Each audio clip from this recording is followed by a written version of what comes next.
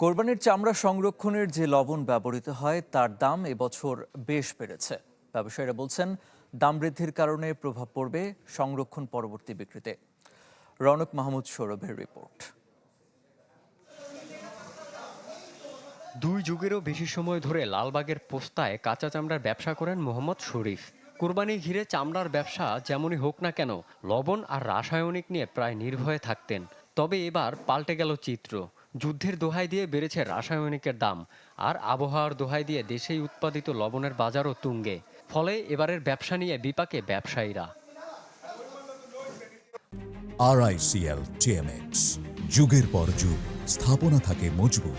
লবণের বাজার প্রায় প্রতি বছরই দাম বাড়ে, তবে এবার যেন সীমা ছাড়িয়ে যাবার মতো। ৭৪ কেজির বস্তার লবণ গত বছর যেখানে বিক্রি হচ্ছিল 580 টাকায়, এবার তা 950 টাকায় পৌঁছেছে।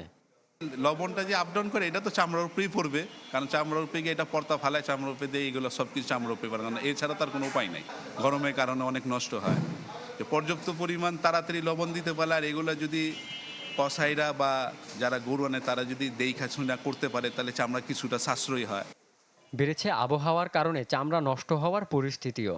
অতিরিক্ত গরম, সংরক্ষণের দুর্বলতা ও পরিবহন জটিলতায় বিপুল পরিমাণ চামড়া নষ্ট হওয়ার সংখ্যা খাত সংশ্লিষ্টদের।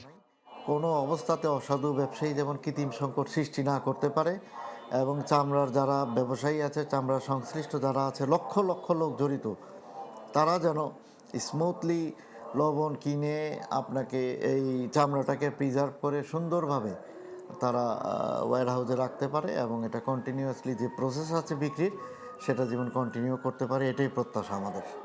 বাংলাদেশ ক্ষুদ্র ও কুটির শিল্প কর্পোরেশন বিসেকের তথ্য অনুযায়ী দেশে অপরিশোধিত লবণের মজুত রয়েছে 13.5 লক্ষ মেট্রিক টন। এবারের কোরবানির ঈদে সম্ভাব্য 1,06,00,000 পশুর চামড়া সংরক্ষণে প্রায় 1 লক্ষ মেট্রিক টন লবণ প্রয়োজন হবে। রৌনক মাহমুদ সৌরভ, চ্যানেল 24, ঢাকা।